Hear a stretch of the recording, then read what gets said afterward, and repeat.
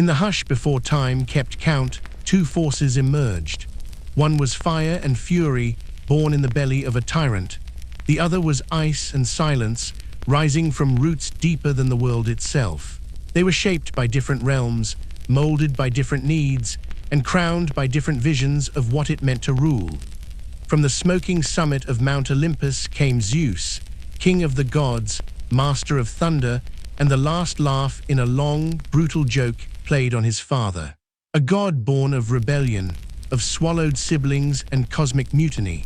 And from the cold, sky-ringed stronghold of Asgard came Odin, the All-Father, the one-eyed wanderer, the architect of fate and wielder of secrets. A god not of storms, but of strategy.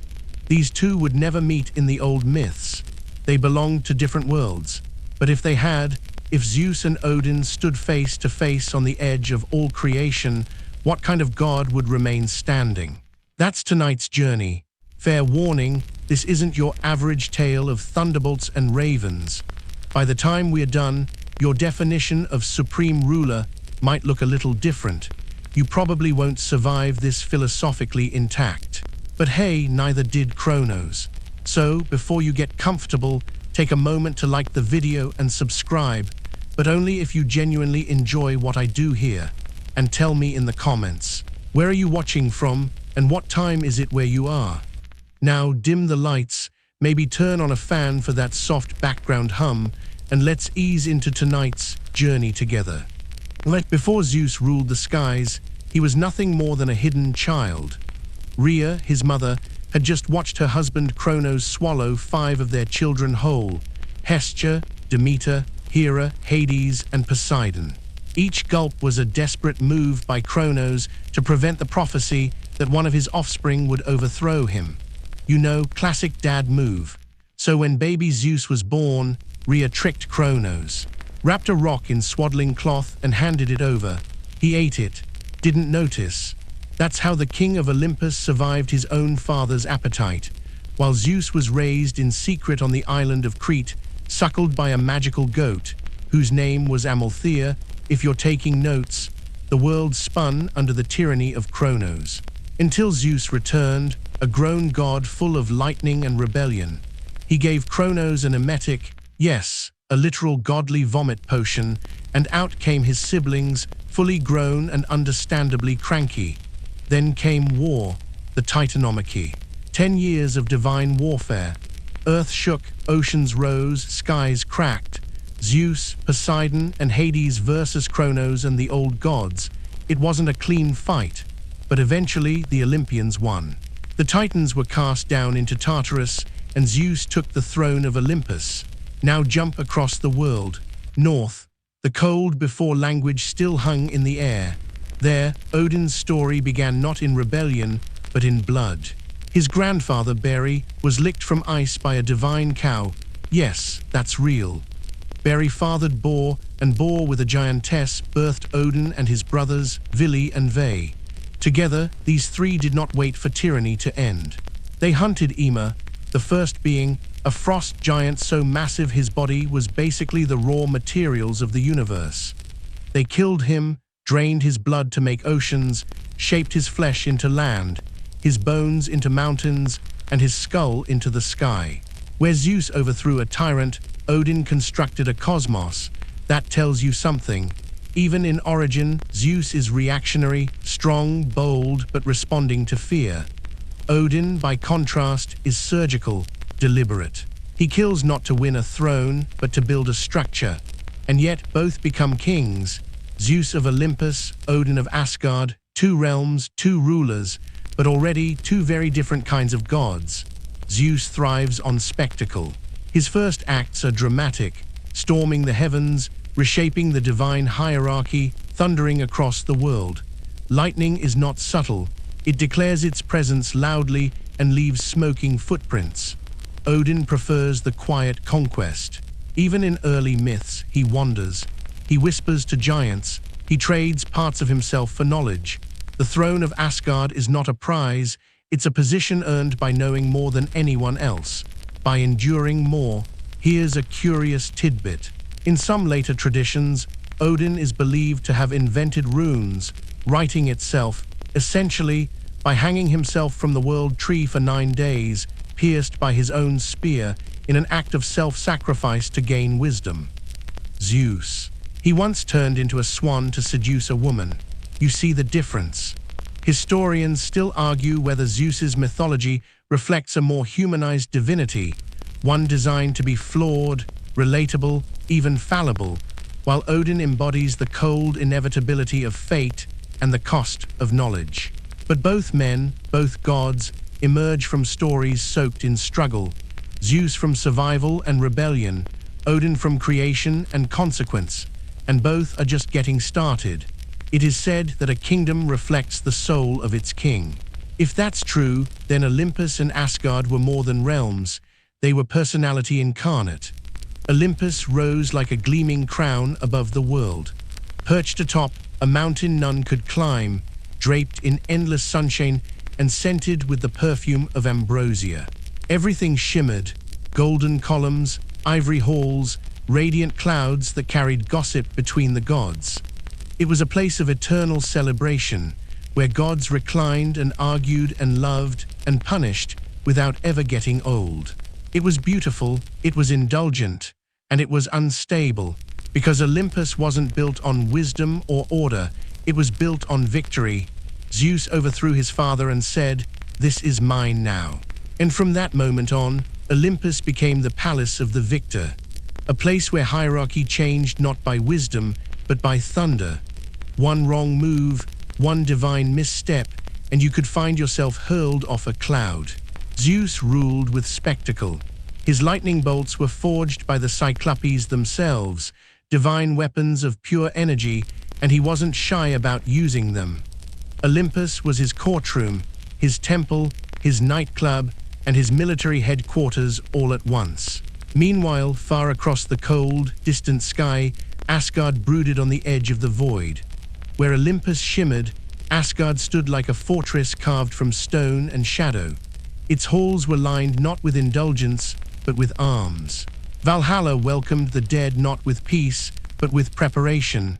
Every day was a battle, every night was a feast, every soul was a soldier, and at the center of it all stood Odin. He sat on Hlithsgjálf, his high seat from which he could see all 9 realms, not just see, observe, watch, analyze, and unlike Zeus, who sat in reaction to crisis, Odin sat to prepare. Olympus was paradise. Asgard was a war room.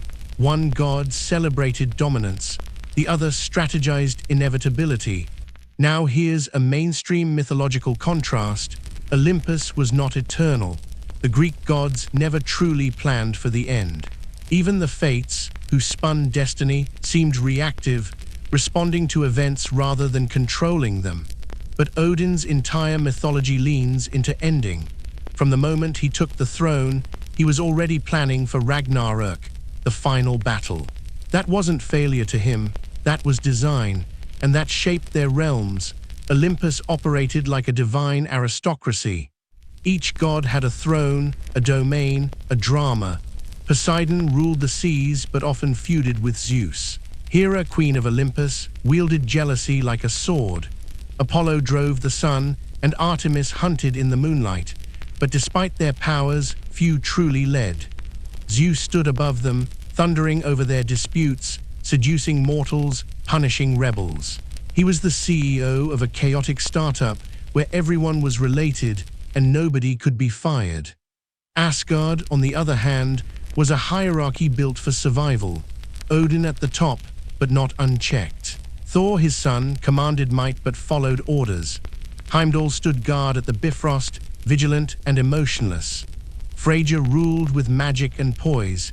Even Loki, the trickster, played his role, pushing against the system, yes, but never truly breaking it until it was time. The gods of Asgard trained, they fought, they died sometimes.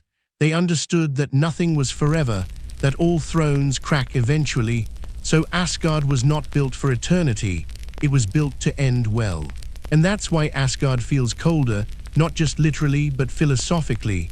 It's a realm of weight, of sacrifice. Olympus asks, how high can we fly? Asgard asks, How long can we hold the line before it falls? Well, here's a quirky mythological footnote for you. There's a minor Norse poem that describes Odin building Asgard with the help of a mysterious builder, later revealed to be a giant in disguise. The builder demanded Freyja's hand in marriage as payment. When Odin refused, the gods sabotaged the construction.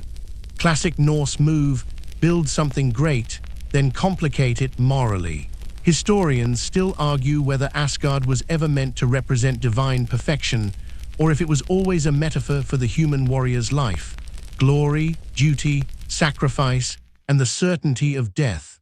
Whereas Olympus was an aspiration, a promise, the golden what-if of immortality and indulgence.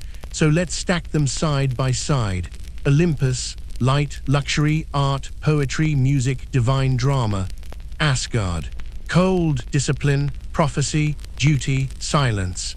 Zeus ruled with force, but his kingdom rarely lasted a season without someone plotting behind a marble column. Odin ruled with foresight, and his kingdom braced itself for the moment it would need to burn. There's a beautiful tension here. Olympus is like a brilliant empire that keeps rewriting its own story, changing gods, rewriting hierarchies, flirting with disaster. Asgard is a stone tablet with one single ending, carved in deep, unchangeable runes. And you might ask, who would you rather live under? Zeus might burn you with lightning, sure, but you'd get a great party first. Odin might ignore you completely until the day you're called to war, and even then, you might not come back.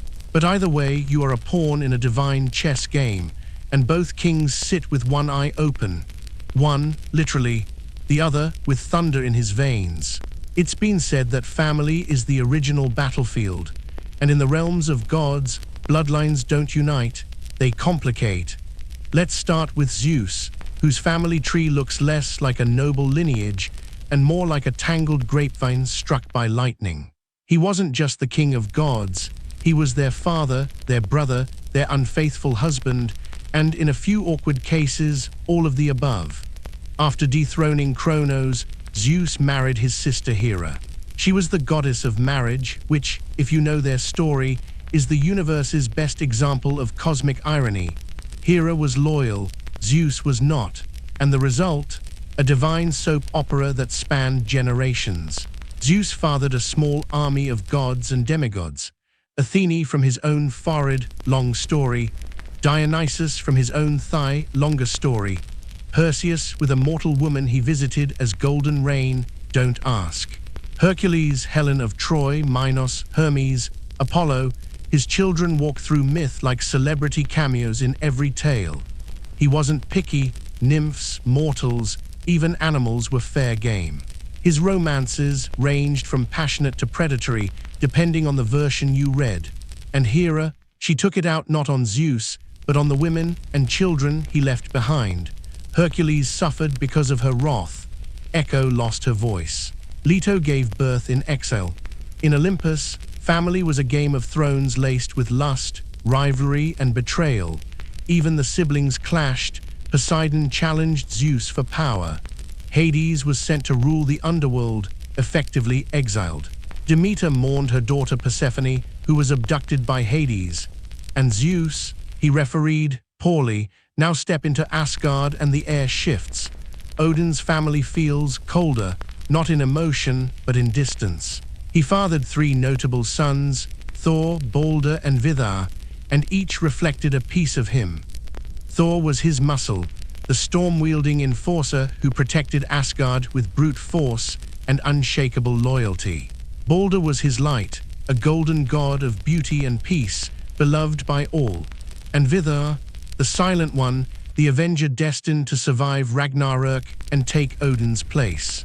But perhaps the most complicated member of Odin's family wasn't a son. It was Loki. Depending on the version, Loki is Odin's blood brother, adoptive son, or simply a tolerated parasite at the divine table. Whatever the case, he's family, and he's also the one destined to destroy Odin's world. Let that sink in. Loki, the trickster, father of monsters, mother of a horse, yes, Loki turned into a mare and gave birth to Sleipnir, Odin's eight-legged steed. He is the embodiment of chaos, the necessary friction that keeps the gods from becoming complacent. And Odin lets him stay. Why? Some say it's strategy, others say it's guilt.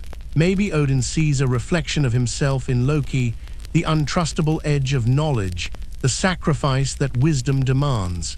Contrast that with Zeus, who banished, punished, or obliterated threats to his order. He was reactive. Odin, in turn, seemed almost accepting of the rot in his foundation, and that's a huge difference. Zeus's family chaos was emotional, dramatic, loud. Odin's was internalized, inevitable, fated. But both kings bore the weight of their lineages, and in some ways they were undone by them. Take Balder, for example, a shining god loved by all. Prophecy said he would die, so Odin tried everything to stop it. His wife Frigg made every object in the world swear not to harm Balder, except for mistletoe. A small oversight. Loki crafted a dart of mistletoe, handed it to Balder's blind brother, Hodder, and guided his hand. The dart struck Balder, who died instantly, and Odin, who had seen so many futures, couldn't stop it. Balder's death was the beginning of the end. Ragnarok was set in motion. Meanwhile, back in Olympus, Zeus's greatest fear was a child who would overthrow him, just as he had overthrown his own father. When Metis, the goddess of wisdom, became pregnant, Zeus swallowed her whole to prevent the prophecy. But the child, Athene, emerged anyway, bursting from his skull in full armor. Zeus couldn't stop fate either. He just dressed it in a helmet and pretended it was strategy. A fringe variant of Greek myth suggests that Zeus was once challenged by his son Dionysus, either symbolically or literally. Some versions paint it as a battle of old order versus new spirit. Historians still argue whether this symbolizes the evolution of worship in Greece or a literal divine succession myth lost to time. And yet, neither king was truly secure. Odin always knew he would die. His line was destined to fall, replaced by younger gods and a rebuilt world. Zeus feared losing control, but lived forever in a state of denial. Lightning bolt at the ready, throne guarded, but never comfortable. One god planned for his end, the other pretended it would never come, and in their families, those worldviews echoed. Zeus raised children who became heroes and disasters. Odin raised successors who would outlive him and carry his war into tomorrow. So when it comes to bloodlines, Zeus was a spark that scattered wildly, brilliant, dangerous, and hard to contain. Odin was a tree, branches carefully chosen, roots deep, but always at risk of rot from within. One family screamed. The other whispered, but neither could escape the cost of kinship. A throne is never truly inherited. It is taken, earned, seized, or bartered for. And in the case of Zeus and Odin, their paths to kingship could not be more different. One claimed his seat through war, the other earned it through knowing. Zeus's story, as we've seen, begins with rebellion. A prophecy warned Kronos he would be overthrown by his own son. So Kronos did what any responsible Titan father would do. He swallowed his children whole. But fate, as always, found a crack. Zeus escaped, matured in hiding, returned with a plan, and made his father vomit up his siblings like a bad batch of ambrosia. With the Olympians now fully grown, war followed, 10 years of thunder, chaos, and divine destruction. The Titanomachy wasn't just a battle for power. It was a civil war between two generations of gods. Zeus, Poseidon, and Hades against their father's kin. Eventually, Zeus struck down Kronos and hurled the Titans into Tartarus, the pit of endless torment. The sky itself cracked with the violence. And just like that, Zeus was king. The throne of Olympus wasn't passed down, it was claimed. Ripped from the jaws of tyranny and bathed in thunder. But that kind of kingship carries a shadow, because if he could dethrone a king, so could the next god. Paranoia clung to Zeus like smoke from scorched marble. He ruled not just with power, but with the threat of power. And then there was Odin. Odin's story is quieter, but colder. In Norse myth, the world begins with a void, Ginnungagap, flanked by fire and ice. When the two met, Ymir the frost giant emerged, and from his body all others came. Odin was born several generations later, descended from Beri, the ancestor of the gods. He didn't rebel, he built. Odin, along with his brothers Vili and Ve, killed Ymir. From Ymir's corpse, they created the world, his blood the seas, his bones the mountains, his skull the sky. It wasn't vengeance, it was creation through sacrifice, and from that act, Odin didn't claim a throne, he claimed a burden. He became the All-Father not because he was the strongest, but because he knew what had to be done. Every move Odin made after that was toward building order in a universe made of blood and frost. But even that wasn't enough. Odin wasn't satisfied with might or structure, he wanted knowledge, control through understanding, so he hung himself from Yggdrasil, the world tree, for 9 days and nights. No food, no water, pierced by his own spear. A sacrifice of himself to himself. And at the end, he saw the runes, cosmic symbols of power and meaning. It's said that this is how Odin earned true kingship, not by war, but by enduring death without dying. By earning secrets no other god dared seek.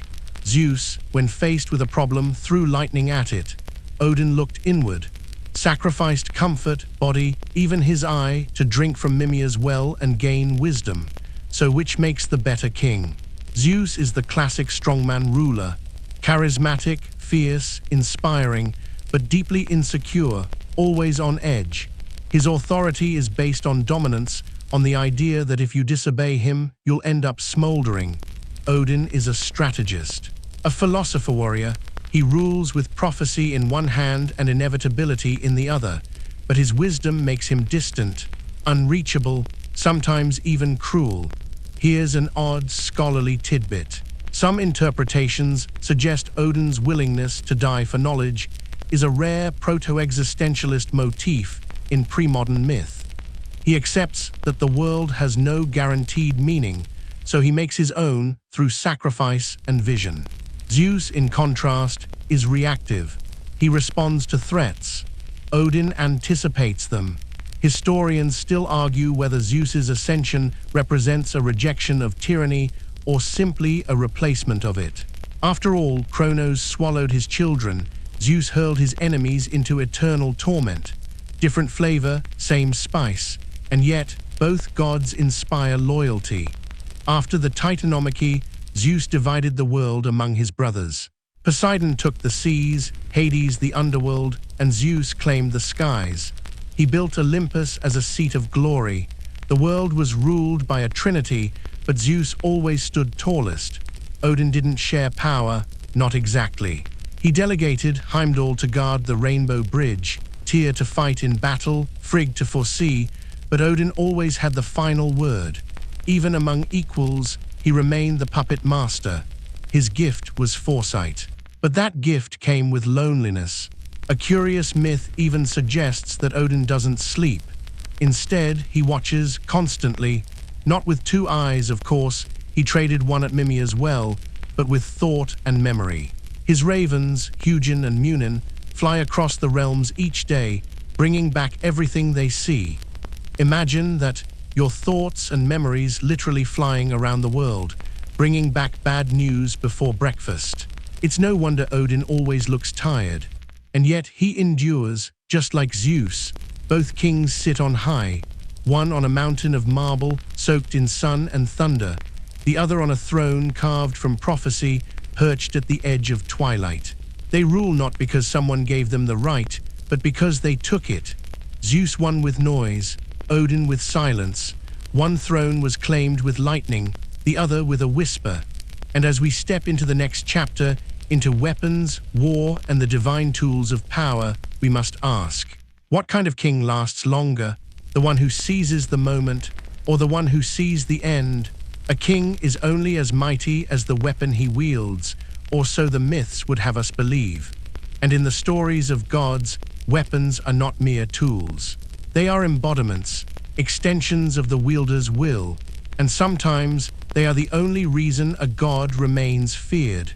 For Zeus, the weapon is unmistakable, the thunderbolt. It is not just a bolt of electricity. It is divine authority, hurled from the heavens with a crack that splits the sky. When Zeus throws his bolt, he isn't merely attacking, he's making a statement. One that says, I am above you, I see you. And I will reduce you to ash if I feel like it. The thunderbolt was not made by Zeus. It was gifted to him by the Cyclopes after he freed them from Tartarus during the war against the Titans.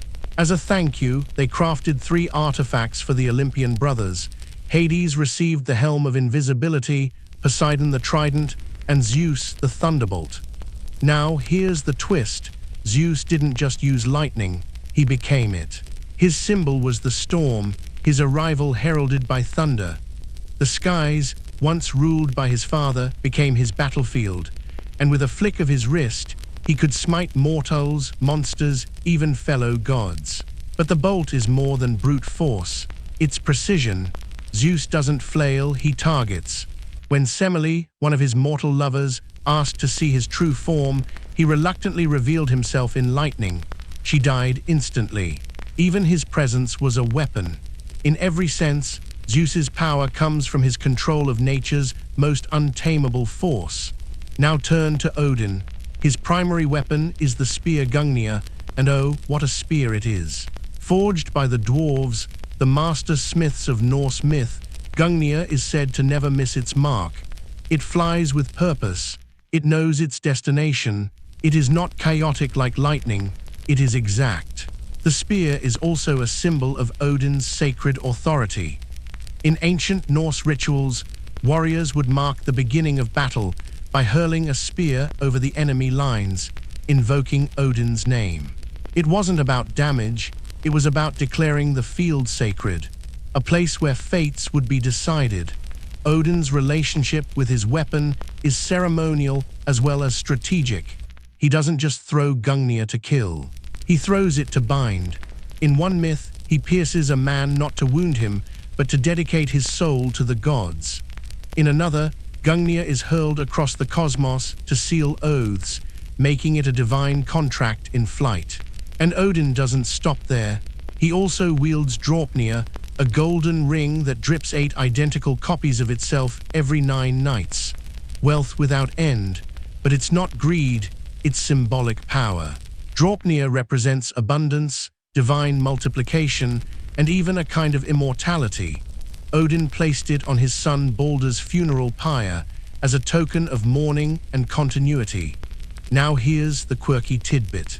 In one obscure poetic source, Gungnir is described not only as unerring but sentient, the idea being that it senses the right moment to act, almost like a divine AI. And Zeus's thunderbolt.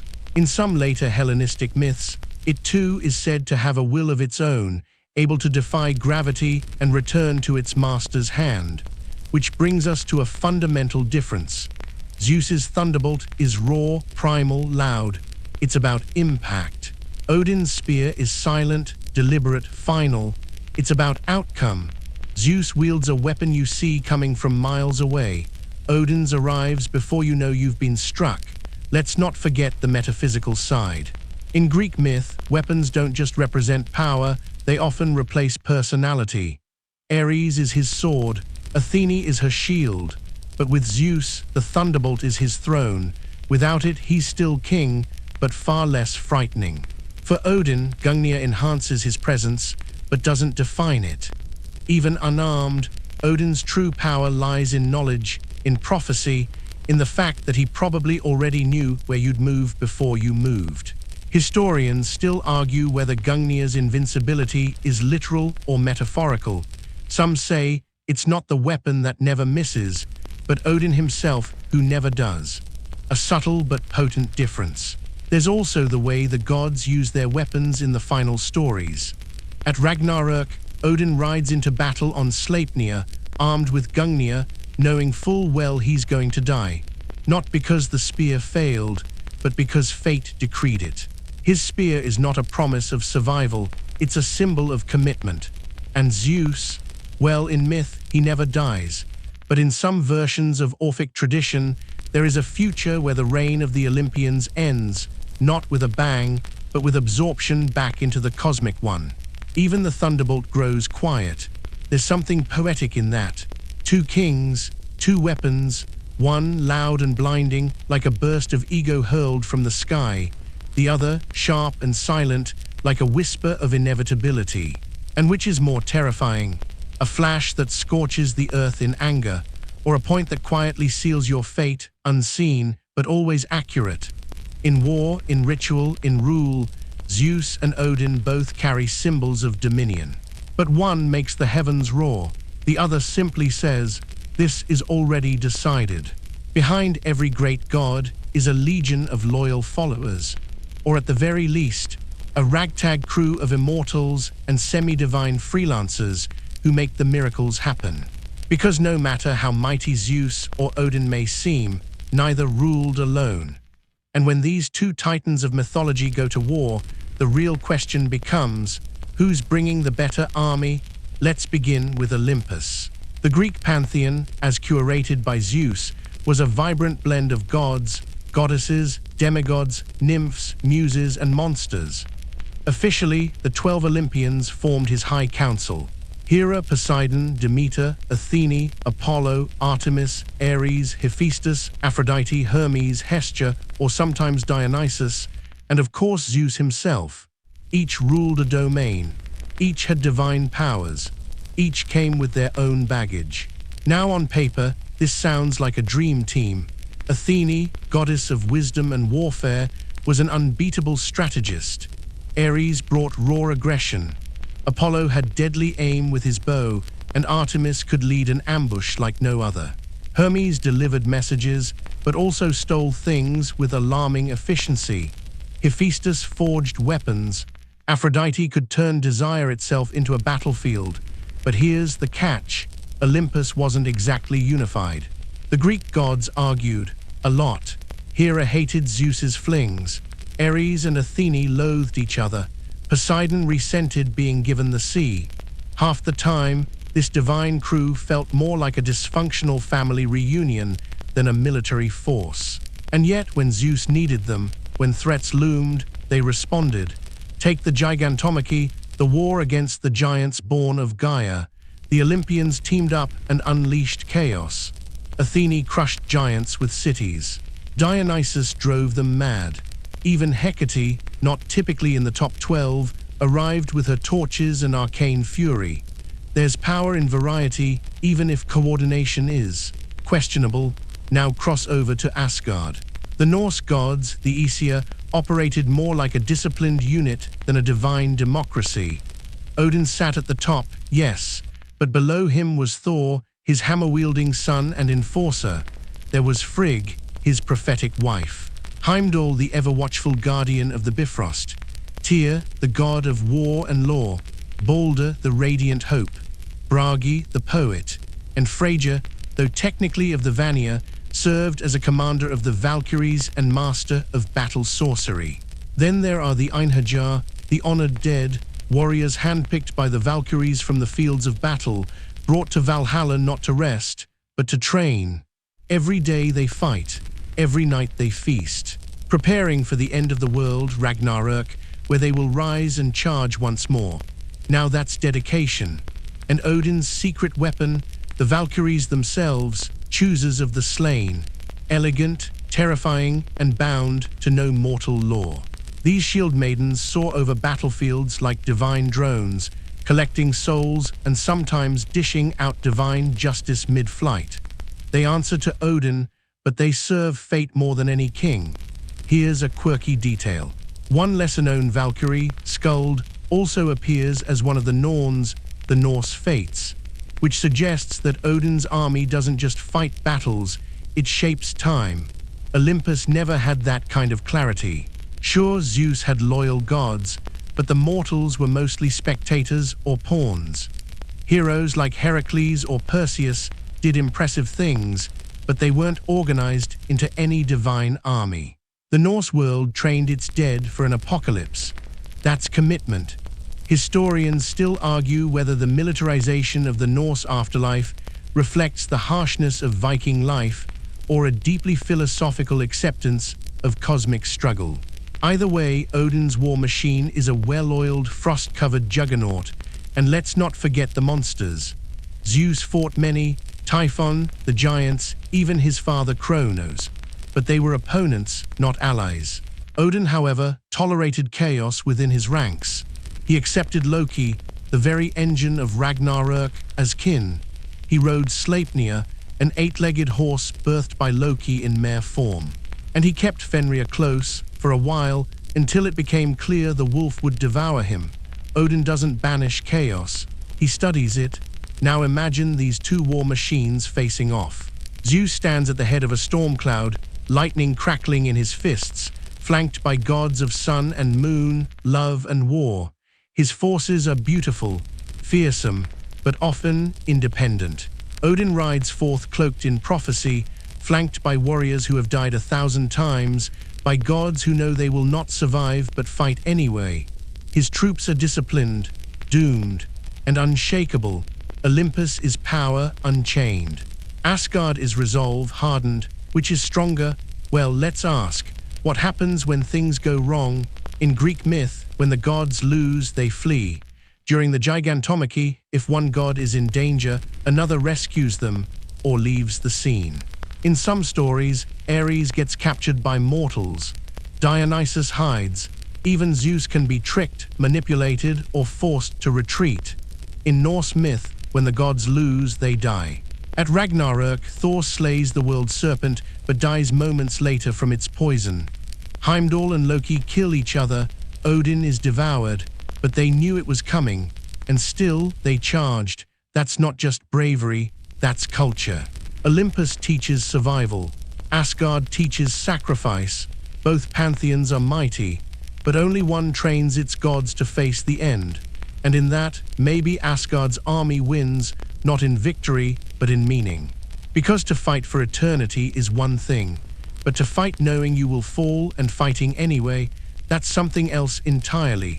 Power is one thing, knowledge is another. And in the divine arenas of Olympus and Asgard, these two forces often collide, with results that shape worlds. Zeus was not, by most accounts, a god of introspection. He knew much, yes, but more in the way that a CEO has a good sense of company gossip. He saw through clouds, could hear prayers, and kept tabs on his sprawling family tree, often so he could meddle in mortal affairs or punish anyone whispering rebellion. But his knowledge was situational. He knew what was happening, not always why. Odin, on the other hand, lived for knowledge, hungered for it, would wound himself to gain it. Literally, let's start there. Odin once hung himself from Yggdrasil, the world tree, for 9 days and nights. No food, no drink, spear in his side. It wasn't a stunt, it was a sacrifice of self to self. The reward. He saw the runes, symbols of deep cosmic truth. The language not just of communication, but of reality itself. To know the runes was to shape destiny. This wasn't the only time Odin gave something up to gain insight. At Mimir's well, he plucked out one of his own eyes to drink the water of wisdom. A permanent sacrifice for permanent understanding. So while Zeus might throw lightning at a problem, Odin would stare into the void until the void whispered back. But there's a darker side to Odin's wisdom. It doesn't make him nicer, it makes him colder. He knows too much to be surprised. He plans too far ahead to act impulsively. He uses people, gods, mortals, monsters, as pieces on a grand, frozen chessboard. Zeus, in contrast, is often caught off guard. He reacts. When Prometheus tricks him, he rages. When his lovers bear children, he panics. He rarely sees trouble coming until it's already knocking on Olympus's golden gates. But he improvises well. He's a storm, not predictable, but devastating when unleashed. There's a fringe theory that Zeus had access to some form of omniscience, passed down from his grandmother Gaia, who herself embodied the earth. Some versions of myth claim Zeus knows the fate of all things, but chooses not to interfere. Others say he can't interfere, that even he bows to the fates. Historians still argue whether Zeus's limited use of foresight was a narrative device to emphasize human agency in Greek stories, or simply an inconsistency patched over with poetry. Either way, Zeus never paid personal costs for his knowledge. Odin always did. And that brings us to magic, because wisdom and sorcery are often neighbors in mythology. The Greeks had magic, of course, but it was fragmented. Hecate was the goddess of witchcraft, Circe and Medea were powerful enchantresses, and Hermes had tricks up his winged sleeves. But magic in Greek myth was typically outside the central god's control. Zeus didn't practice magic. He was magic. His power was divine by nature, not learned.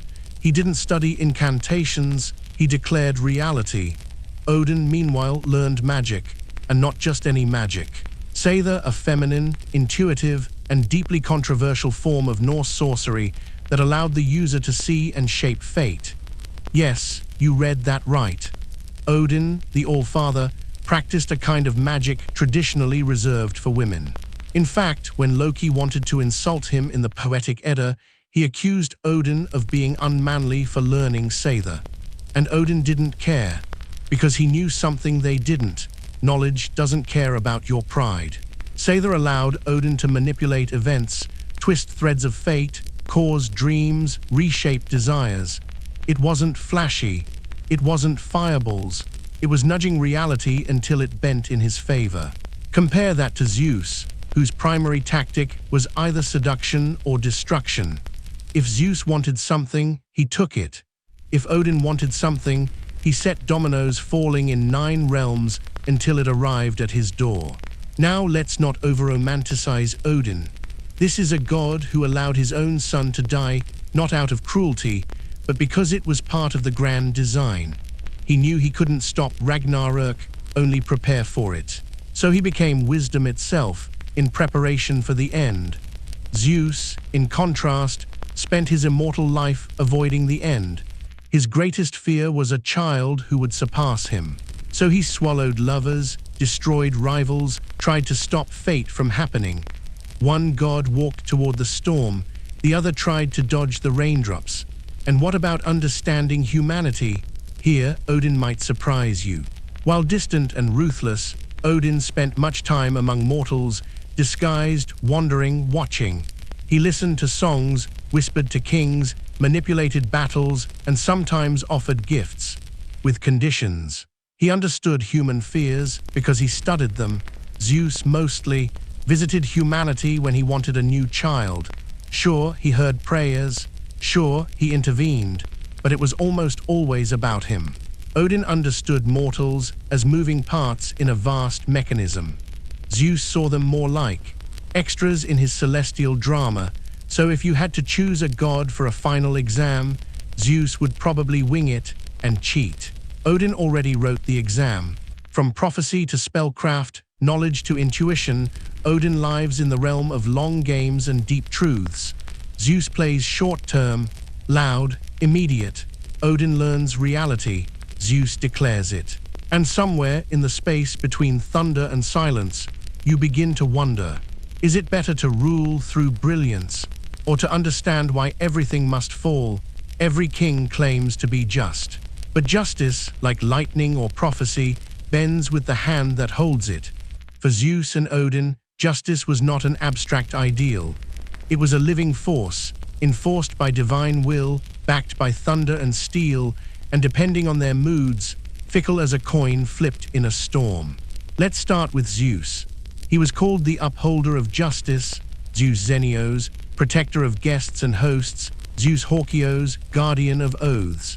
From high atop Olympus, he watched the affairs of mortals and meted out reward or punishment like a cosmic judge with a flair for dramatic sentencing. Broke a sacred vow, expect retribution, offended the gods, brace for lightning, lied under oath, maybe you get turned into an animal, or worse, turned into a lesson. But here's the thing, Zeus's idea of justice was situational. For example, Prometheus stole fire from the gods to help humanity. A noble act, right? Zeus responded by chaining him to a rock for eternity. where an eagle feasted on his regenerating liver each day. That's not justice, that's performance art in cruelty. And when Pandora opened her infamous box, or jar, depending on the version, releasing all the evils of the world, was it entirely her fault? Not exactly. Zeus sent her knowing full well what would happen. He created the problem, then punished the world for it. Classic Zeus. But in Greek society, this made sense. The gods were reflections of human flaws on an immortal scale. Zeus didn't represent perfect justice. He represented divine consequence. Arbitrary, maybe, but emotionally powerful. Now shift the lens to Odin. If Zeus ruled like a storm judge, Odin ruled like a cold general with a ledger of sins and futures. Justice to Odin wasn't about right and wrong. It was about balance, about fate, about inevitability. He didn't punish betrayal so much as expect it. Take Loki. The trickster betrayed the gods repeatedly, caused deaths, chaos, and ultimately the downfall of Asgard. And yet Odin kept him close for most of his immortal life. Not because he forgave Loki, but because he understood Loki's role. He knew Loki was a gear in the great machine of Ragnarök. Still, justice came. Eventually, bound with the entrails of his son, a serpent dripping venom onto his face, Loki's punishment was brutal, but it was also final. It wasn't drawn out for drama. It was a sentence that fit the mythic scale of Loki's crimes. And what about mortal justice?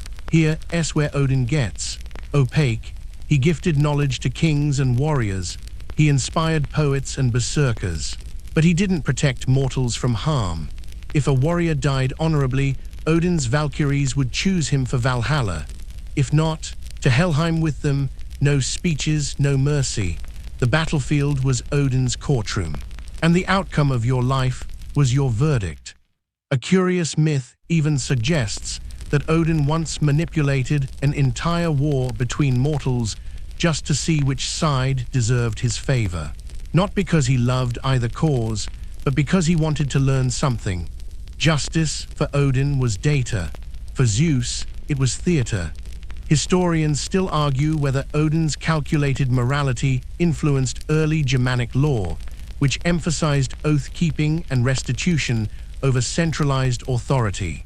Meanwhile, Greek thinkers like Plato and Socrates criticized the Olympian gods precisely because their behavior lacked ethical consistency. But let's not ignore the irony. Zeus, the so-called enforcer of justice, broke almost every law he imposed. He seduced under false pretenses, intervened in mortal politics, turned women into animals, birds, mist, even golden rain, whatever it took to win their favor or bypass their resistance. And when mortals resisted him, or when his own wife retaliated, he lashed out, not with reflection, but with thunder. That's not justice. That's ego. Odin, for all his frost-bitten ruthlessness, was consistent.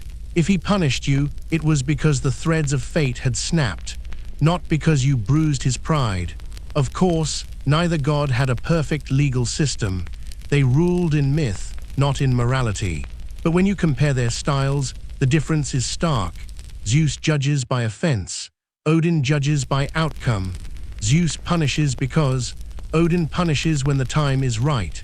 There's an obscure story where Odin disguises himself as a wanderer and meets a mortal king. He offers cryptic advice, then disappears. Years later, the king realizes he's followed Odin's words exactly and won a war, not because he understood the message, but because he trusted it. That's Odin's justice. Indirect, earned, and deeply bound to faith. Whereas Zeus would just show up, declare someone guilty, and start hurling bolts. And perhaps that's the core of it. Zeus wants to be seen. He wants mortals to fear him, revere him, write his name into every law and temple. Odin, he watches from shadows, appears in riddles. He doesn't need to be thanked. He just needs the world to unfold the way he's seen it will. Justice for Zeus is a performance. Justice for Odin is a pattern. And if you're standing trial before either of them, hope you're interesting, because if not, one might turn you into a goat. The other. He'll nod, take your memory. and weave it into a poem no one will understand until it's too late. Love and lust, the twin engines that drive half of mythology and almost all of its scandals. When it comes to matters of the heart, and often very far below it, Zeus and Odin take vastly different roads, though neither road is exactly paved with fidelity or restraint. Let's start with Zeus because, well, how could we not? If you've ever cracked open a Greek myth, odds are you've met one of Zeus's conquests. Mortal, nymph, goddess, it made no difference. The king of Olympus was famously unable to resist temptation, and just as famously unwilling to face the consequences. He seduced Europa by transforming into a gentle white bull and carrying her off across the sea. He came to Danae as golden rain, yes, literal gold dust falling through the ceiling. To Leda, he appeared as a swan. To Alcmene, he disguised himself as her husband. In short, Zeus made catfishing into divine performance art. And the children, oh, the children, Heracles, Perseus, Helen of Troy, Minos, Dionysus, Pollux. The family tree of Zeus is less a tree and more a hydra, sprouting branches and chaos at every turn. This wasn't just a quirk. It shaped the entire Greek heroic tradition. Nearly every major demigod or founder figure could trace their bloodline to Zeus. His affairs weren't just romantic, they were strategic. Through lust, he wove himself into the mortal world, generation after generation. Of course, this made life complicated. Hera, his wife and sister, because Greek myth doesn't care for modern standards, was a vengeful goddess. But rarely did she punish Zeus. Instead, she tormented his lovers, their children, even their hometowns. Semele, Io, Callisto, none escaped unscathed. So Zeus's legacy of love is one of drama, destruction, and dynasties. His touch brought greatness, but also tragedy. Now enter Odin, and here the contrast is almost jarring. Odin was no stranger to passion, but he wielded it with intent, not impulse. Unlike Zeus, Odin's romantic entanglements were few, meaningful, and often cloaked in symbolism or power. His primary consort, Frigg, was a goddess of foresight and domestic order. She sat on a throne beside Odin and saw what he saw, but said less. She's a mystery, even in the myths. Regal, reserved, perhaps even more insightful than Odin himself. And then there's Freya, goddess of love, fertility, and battle, who was not Odin's lover, but sometimes his equal in power. She practiced the same sorcery, Seither, that Odin would later learn. She chose the slain just as he did. Their dynamic hints at tension, perhaps rivalry, perhaps alliance, but never seduction. Odin's children include Thor, the hammer-wielding thunder god, Balder, the shining, doomed one, and others born from strategic unions rather than lustful flings. He didn't seduce mortals with illusions. He didn't disguise himself as animals. He didn't need to. If Odin wanted something, he asked. And if he didn't get it, well, he probably found another way to obtain it that involved a prophecy, a raven, and 3 dreams. Here's a quirky mythological tidbit. In the Ynglinga saga, it's suggested that Odin had the ability to enter other bodies and wander the earth in different forms. Not to deceive romantically, but to learn and influence events from the shadows. His magic wasn't about desire, it was about presence. Compare that to Zeus's shape-shifting, which was almost always about conquest, cloaking himself in another form to bypass resistance. Historians still argue whether Odin's colder, more reserved romantic record reflects Norse cultural values around gender, privacy, and divine leadership, or simply the loss of many myths to history. Regardless, their legacies diverge starkly. Zeus left behind an ocean of descendants, some noble, some doomed, all marked by divine blood and very mortal problems. Odin left behind archetypes, sons who embodied concepts, storm, fate, death, rebirth. His offspring weren't heroes, they were warnings. Zeus loved often, but without consequences to himself. Odin loved rarely, but never without a cost. So whose legacy is deeper? Well, Zeus shaped mortal civilizations. His liaisons sparked wars, forged lineages, and inspired art for centuries. His name appears in oaths, in prayers, in curses whispered at the sky. But Odin, he shaped narrative itself. His children are metaphors. His consorts are gatekeepers. His loves are not romantic, they're structural. Frigg for order, the Norns for fate. Even his sacrifices, to the tree, to the well, are acts of devotion to knowledge, not flesh. There's a strange beauty in that. Zeus fell in love with the world again and again. Odin loved through the world by guiding it, shaping it, and yes, sometimes breaking it, and yet both left something behind. Zeus left bloodlines. Odin left prophecy. So ask yourself, would you rather be the child of thunder, born of lightning and lust, destined for glory but cursed by fate, or the quiet echo in a tale so old that no one remembers its start, only that it ends with a whisper? And a spear, every god faces fate, but not every god faces it the same way. In the great mythologies of Greece and Scandinavia, destiny isn't just a background mechanic, it's a character, an active force that shapes gods and mortals alike. And how a king responds to that force says everything about the kind of ruler he is. Zeus, the king of Olympus, spent much of his immortal reign fighting fate, dodging it, outwitting it. Almost like a cosmic game of hide-and-seek, except he was hiding from his own children. Let's rewind. It started with Kronos, his father. Kronos had overthrown his own father, Uranus, and had been warned that one of his children would do the same to him. So Kronos ate his offspring like a paranoid god hoarder. Zeus was hidden away by his mother, Rhea, and later returned to defeat Kronos, fulfilling the prophecy. You'd think Zeus would learn from that cycle, but no. He too feared that a son would overthrow him. In one version, Metis, the goddess of wisdom and his lover, was prophesied to bear a child greater than its father. Zeus's solution: swallow Metis. Yes, he ate wisdom. And from that bizarre digestion, Athene was later born from his skull. Now pause and think about that. Zeus feared fate, so he literally ingested it, trying to contain the inevitable.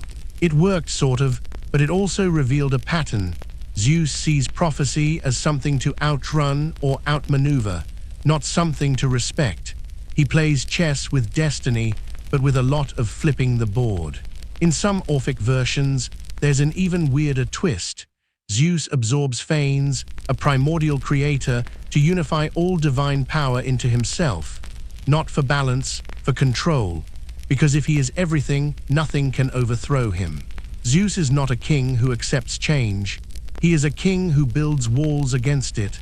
Now let's turn our eyes singular and all-seeing toward Odin. The All-Father did not dodge fate. He studied it, consulted it, prepared for it. Odin's entire mythic arc is about knowing Ragnarök is coming and doing everything in his vast, terrible power to face it anyway. The moment he sacrificed his eye for wisdom at Mimir's well, he wasn't seeking power, he was seeking truth. He wanted to know the end, and he did. Ragnarök would be the twilight of the gods, the sky would split, the world serpent would rise. Odin would ride into battle against the wolf Fenrir, a wolf he once raised, and be devoured. The end written in runes, and Odin kept going, because acceptance doesn't mean surrender, it means strategy. He raised warriors in Valhalla, trained them for centuries, he forged alliances, he gathered knowledge. Every step Odin took was a step toward the inevitable, but he walked it with eyes, well, one eye wide open. Unlike Zeus, who built his throne out of defiance, Odin built his throne out of preparation.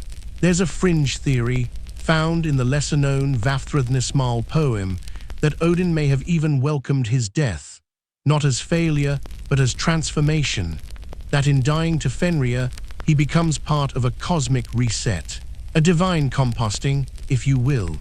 Historians still argue whether Odin's acceptance of death is an echo of real Norse fatalism, or if it reflects an older Indo-European spiritual cycle of death and rebirth, forgotten by the more polished Greek tradition.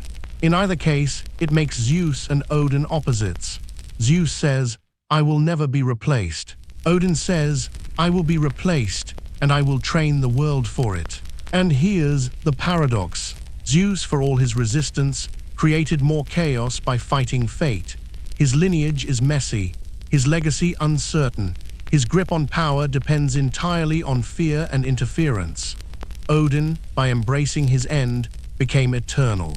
Even after death, he is remembered not as the king who lost, but as the god who prepared the next age. Zeus feared his children, Odin taught his. So ask yourself, who's the stronger ruler?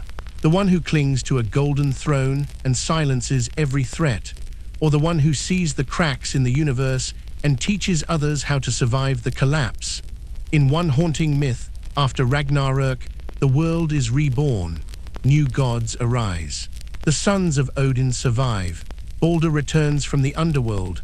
Odin is gone, but his vision lives on. And Zeus, he still sits on Olympus, thunderbolt in hand, watching the horizon for a son with too much ambition. Still ruling. Still looking over his shoulder. Because what's more terrifying, a god who knows the end is coming, or a god who pretends it never will? Immortality, the most coveted prize of the divine. But even among gods, it doesn't mean the same thing. Zeus and Odin, both kings, both mighty, both immortal. And yet, the ways they engage with death are more different than night and day. One defies it, the other welcomes it. And in that divergence lies the very essence of their kingdoms. Let's begin again with Zeus.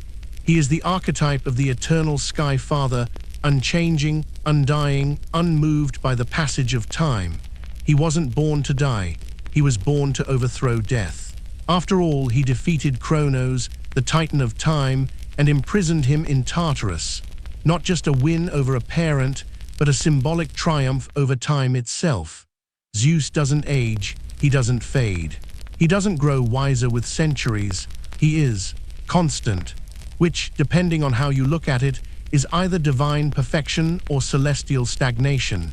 He has seen mortals he favored rise and fall, heroes like Heracles, Perseus, Achilles. But Zeus himself remains, untouched by the decay that defines mortal life. And in some ways, that's his tragedy. Zeus exists in a world where everything changes except him. Empires fall, languages die, worshippers vanish, but Olympus floats above it all, silent and golden. He is a god of thunder, but not of closure. There is no known myth in which Zeus dies, no whisper of prophecy that hints at his end. He is as immutable as marble, but let's not confuse that with peace, because Zeus is obsessed with holding onto power. His immortality is guarded, not embraced. He fears succession, fears revolution, fears the cycle that unseated his father may one day turn on him. It's the divine version of sleeping with one eye open. Now shift the view to Odin. Odin is immortal, yes, but not in the way you'd expect. He ages, he tires, he sacrifices, and most importantly, he dies, and he knows it. From the very beginning, Odin's fate was written. He would face the monstrous wolf Fenrir during Ragnarök and fall, devoured, gone. He doesn't try to change it. He prepares for it. This might seem bleak. What kind of god trains for his own death? But that's the magic of Norse mythology. Odin's greatness doesn't come from living forever. It comes from what he does with the time he has. He doesn't use immortality as a shield. He uses it as a tool. Every action Odin takes, sacrificing his eye, hanging on Yggdrasil, raising the Einherjar, is part of a grand strategy not to live forever, but to ensure the world survives without him. His death is not failure, it is fulfillment. Here's a curious tidbit. In the Prose Edda, after Odin's death at Ragnarök, it is Vidar, his silent son, who avenges him, ripping Fenrir apart with a boot made from the scraps of all shoes ever made. A quiet child, prepared for one task, fulfilling a legacy. It's the ultimate act of storytelling. Odin writes his own ending.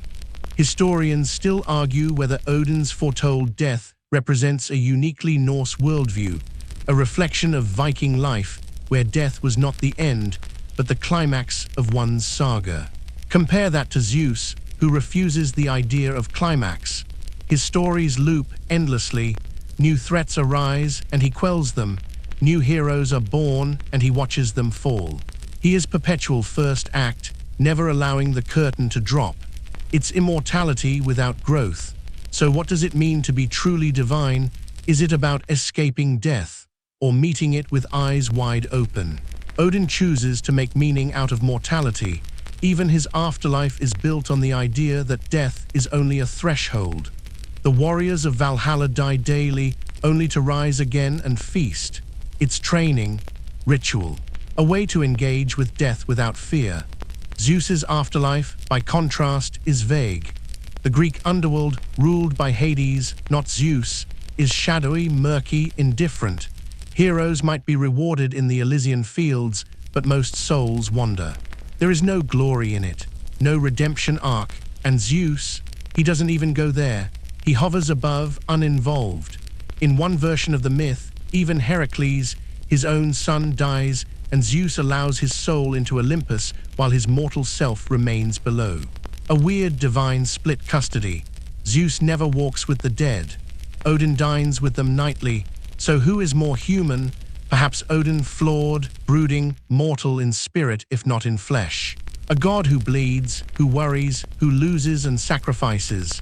Zeus may be stronger, brighter, louder, but Odin is wiser, because he has felt the chill of the grave and chose to walk into it with his sword drawn and his sons prepared. There's a reason Odin whispers before battle, a reason he watches in silence. He's not waiting for an end, he's counting down to it. And when it comes, he'll stand, not as a king begging for time, but as a god who already gave everything. And so we reach the edge of the world, not in metaphor, but in myth. The moment just before everything collapses. The gods have flexed their muscles, flaunted their weapons, and showcased their wisdom. But now we ask, what have they left behind? Because if immortality is a mirror, then legacy is the reflection that lingers after the gods have turned away. Zeus and Odin both sit on thrones, but their true power lies in how deeply they shape humanity itself. Let's begin with Zeus, god of lightning, storms, and spectacle. The Greeks built their world around stories. From theater to politics, poetry to philosophy, Zeus was everywhere, not just in temples, but in minds. He wasn't just a god, he was the symbol of order in a chaotic world. A skydad with a thunderbolt and an ever-watchful eye. His influence ran deep in Greek culture. He was invoked in oaths. By Zeus, I swear. He was appealed to in courts, in prayers, in moments of decision. His name became synonymous with justice, despite his personal inconsistencies. Philosophers like Plato debated the morality of the gods, while poets like Hesiod immortalized Zeus as both punisher and protector. But Zeus's influence didn't stop at the Mediterranean. He became Jupiter in Rome, a more formal, disciplined version. Same thunderbolt, same ego, but now clothed in the might of empire. Roman emperors styled themselves after him. And through Rome, Zeus's image spread across Europe, hidden in architecture, absorbed into the idea of divine rule. Even in the Christianization of Europe, echoes of Zeus linger. The concept of a paternal sky deity, full of wrath and mercy, thunder and law, it didn't vanish. It evolved. Zeus, for all his flaws, taught humanity about power, what it is to command it, to fear it, to be awed by it. Now look north. To Odin, to shadow, Odin's relationship with humanity is quieter, stranger, deeper. He wasn't a god of the masses. He was a god of the chosen, warriors, poets, madmen. If Zeus ruled cities, Odin haunted them. He walked in disguise among men, an old traveler in a wide-brimmed hat and a weathered cloak. He didn't demand worship. He demanded awareness, a readiness to think beyond the veil. He gave humans not safety, but questions. The Norse didn't pray to Odin for crops or sunshine. They prayed for vision, for strength to face the cold, brutal world, for the courage to die with eyes open. He whispered to kings and whispered to poets. He gave humans runes, language carved from divine pain. He taught them that knowledge requires sacrifice and that life is a constant preparation for the storm ahead. Where Zeus made heroes, Odin made storytellers. One forged bloodlines, the other forged ideas. And what of the modern world? Zeus appears in textbooks, museum statues, theme parks, even soda commercials. He's charismatic, recognizable, marketable. His myths are taught in schools. He is easy to understand. Odin's having a renaissance. Thanks to fantasy literature, video games, and modern spiritual revivals, Odin has returned not as a relic, but as a symbol of grit and resilience. He doesn't smile from the clouds. He watches from the edge of the forest, one eye missing, waiting to see who will ask the right question. In the age of algorithm and information overload, Odin's sacrifice for knowledge feels familiar. He's the god of the long game, the slow path, the ones who journal at 2 a.m., who read philosophy in coffee shops, who train in silence while the world scrolls past. One quirky twist. There's a surge in neo-paganism where people claim to receive dreams or visions from Odin, often in times of chaos or decision. Not the typical thunderclap of revelation, just a whisper, prepare. Historians still argue whether this resurgence is a true spiritual revival or just cultural rebranding. But either way, the symbol endures. Zeus taught us to act, Odin taught us to think. Zeus stood above humanity, demanding reverence. Odin stood beside it, offering insight. And yet, their fingerprints are both on our collective psyche.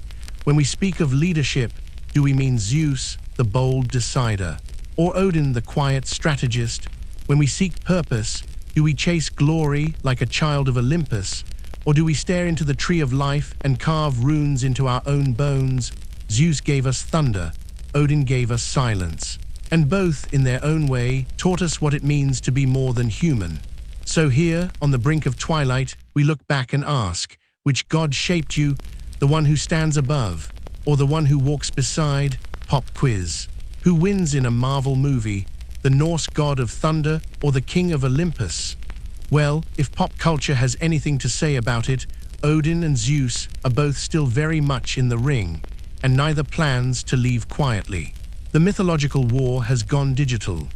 These ancient gods, once whispered around fires or carved into stone, now appear in box office blockbusters, video games, comics, and Saturday morning cartoons. But how each is portrayed says a great deal about how the modern world understands them. Let's start with Zeus. He's Hollywood gold. Literally, from Disney's Hercules to DC's Wonder Woman, Zeus is often shown as a powerful, fatherly, sometimes overly flashy figure. He's got the lightning bolt, the regal voice, the king of the gods energy. And in films like Clash of the Titans, he radiates divine authority even when he's meddling a little too much. Then came Thor, Love and Thunder 2022. Russell Crowe's Zeus, decadent, arrogant, draped in gold and spouting Greek accents so thick you could spread them on bread. It was a parody, yes, but also a cultural mirror. That Zeus wasn't a warrior, he was a bureaucrat, a god who had retired into luxury. That portrayal strung a little, didn't it? Because modern audiences don't trust untouchable gods anymore. They want fallibility, emotion, complexity. Enter Odin. Thanks to Marvel's Thor franchise, Odin, played by the legendary Anthony Hopkins, became a symbol of stoic, tragic leadership. He was a god who loved his sons, hid secrets, and made costly decisions. He was flawed, wise, and weary. And when he passed into the afterlife, it was with grace, not drama. That changed things. Suddenly, people weren't just interested in Thor's hammer, they were Googling Odin, Yggdrasil, Valkyries. Norse mythology saw a boom in mainstream media. Shows like Vikings and American Gods reintroduced Odin as a living archetype, a wanderer, a manipulator, a force of fate dressed in modern clothes. While Zeus still flashed lightning in togas, Odin was rebranding. He was wearing suits, running cons, and whispering wisdom over whiskey. And in video games, Odin rules. in God of War. Ragnarök, Odin is cunning, terrifying, and magnetic. He's not just a god, he's the final boss of narrative tension. And the way he's written, every bit the schemer, the long-game strategist we've seen across centuries. Meanwhile, Zeus in God of War III is, well, a lightning-punching tyrant with serious dad issues. Subtle, he is not. It's clear, modern stories reward depth. Odin gets to be complex, patient, sorrowful, even loving in his grim way. Zeus often gets reduced to thunder, pride, and womanizing, spectacle over soul. Why? Possibly because Zeus was never meant to evolve. He's a god of stasis, unchanging, untouchable. He was written to be above consequences. Odin, on the other hand, was built to fall. His whole mythology is about embracing death, learning, preparing, and that journey, oddly enough, is more relatable in today's fractured world. Still, Zeus has his defenders. In Assassin's Creed Odyssey, players encounter myths and stories of Zeus, woven into the very fabric of the game's ancient Greece. And in series like Blood of Zeus on Netflix, he's reimagined with grit and pathos, a god trying, sometimes failing, to do the right thing. Historians still argue whether these depictions reflect true cultural shifts or just media trends, but one thing is certain, we keep telling their stories.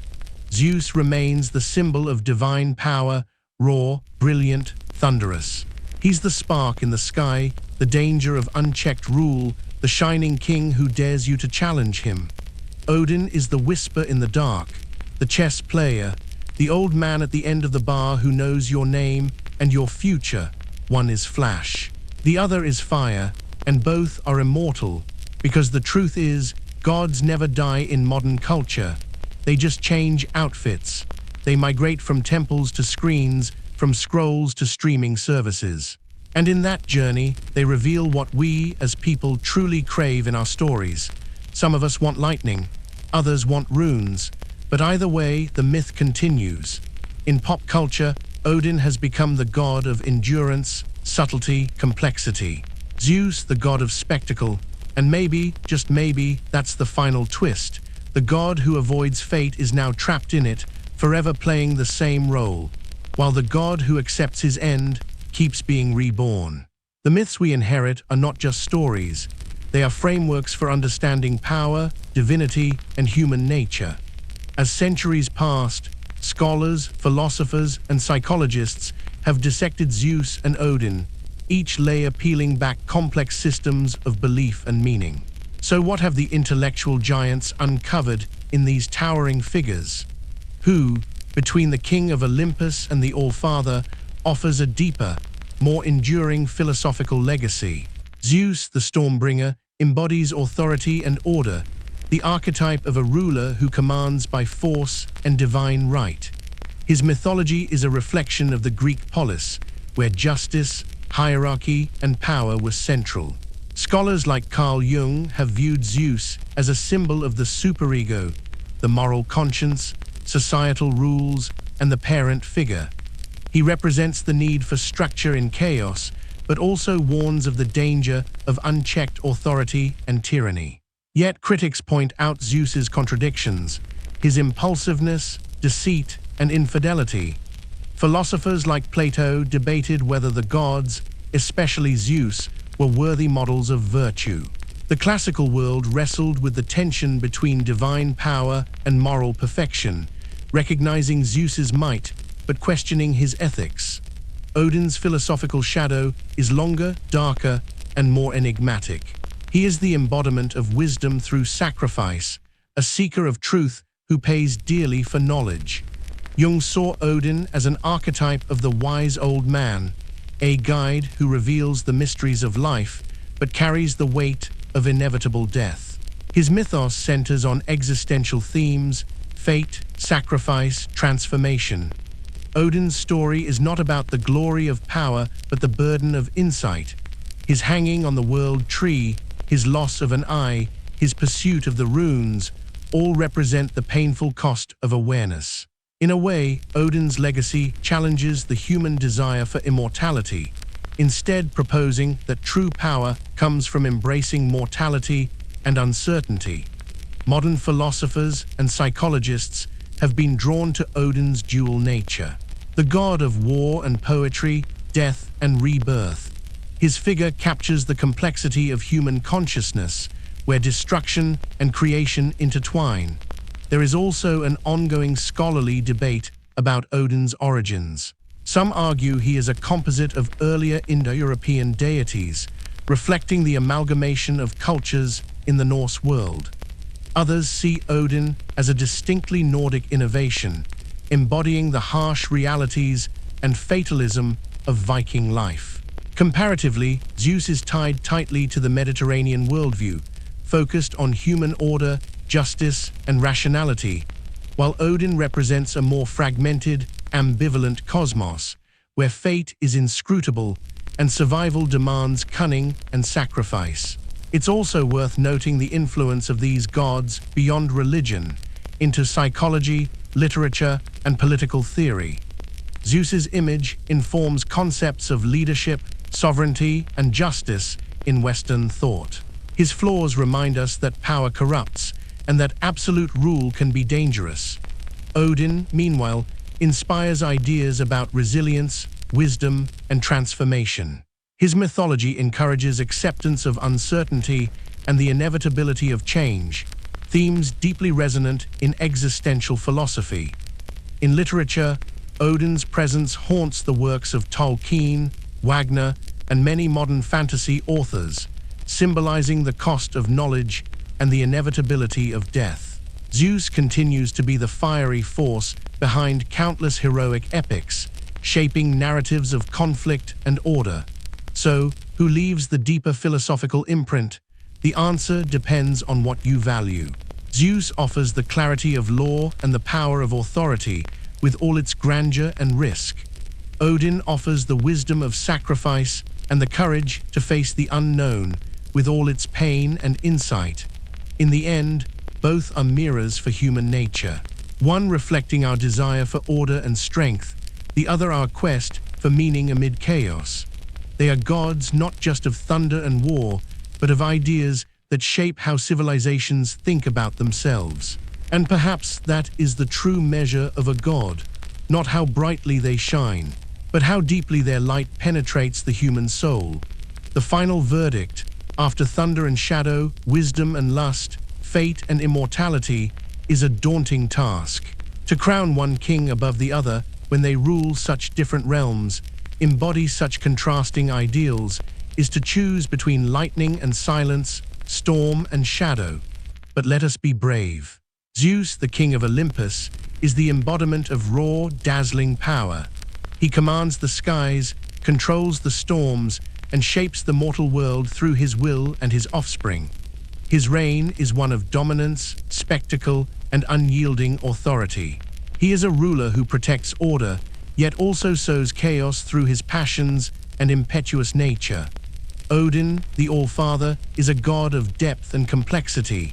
He is the seeker of knowledge, the master of runes, the god who sacrificed much to understand fate and prepare for the end. His rule is one of strategy, wisdom, and acceptance of inevitable change. He embraces mortality and uses foresight as his weapon. If Zeus is the blazing sun, Odin is the steady moon. One rules the day with thunder. The other watches over the night with quiet insight. To declare a supreme ruler is to ask, what kind of king do we desire? A king who wields absolute power and commands with divine force, or a king who leads with wisdom, who prepares for the darkness ahead? Throughout myth and history, cultures have revered both. The Greeks celebrated the thunderous might of Zeus as the foundation of justice and law. The Norse honored Odin as the embodiment of resilience and sagacity amid the harshness of life. In the modern world, their legacies endure, Zeus in the symbols of power and justice, Odin in the spirit of inquiry and endurance. Yet if we peer beyond the clash of thunder and the whisper of runes, we find that both gods are reflections of human ambition and fear, hope and frailty. Neither is flawless, neither is supreme, both are eternal. Because the ultimate truth is that no single god can capture the fullness of power or wisdom. We need Zeus to remind us of strength and authority. We need Odin to remind us of sacrifice and foresight. Their confrontation is not just a contest of gods, it is the eternal dialogue within the human spirit. And so, the story closes not with a final battle, but with an invitation to embrace both the thunder and the silence, the storm and the shadow, the king who rules by might and the All-Father who leads by wisdom. For in that balance lies the true crown, the crown of understanding. And as you drift into sleep tonight, remember the echoes of two worlds, one where lightning shatters the sky, and one where a single eye watches the fate of all. Sleep well, for the gods are still watching. As the echoes of thunder fade and the silent shadows deepen, the stories of Zeus and Odin settle softly in the quiet corners of the mind. Their myths are not just tales of gods and battles, but timeless mirrors reflecting the many faces of power, wisdom, and humanity itself. Tonight, as you lie in the stillness, you might feel the distant rumble of Olympus or the whispering winds of Asgard. Both call across time and space, reminding us that within every heart lies the spark of the divine, the urge to lead, to learn, to endure. Perhaps you find yourself drawn to Zeus's fiery might, the boldness of a king who commands the skies and carves destiny with lightning. Or maybe it is Odin's quiet strength, the steady gaze of a god who knows sacrifice and watches patiently through one eye as the world turns. No matter which calls to you, know this: their stories are part of a greater tapestry woven with the threads of human experience. They teach us about courage and fear, triumph and loss, the inevitable dance of change. So let the thunder rest and the shadows grow long. Allow the tales to lull you, not with fear, but with wonder and comfort. The gods may be eternal, but their stories belong to us, all who seek to understand the mysteries of existence. Now breathe deep. Let your mind drift gently and carry these ancient whispers into your dreams. For the night is long and the journey has just begun.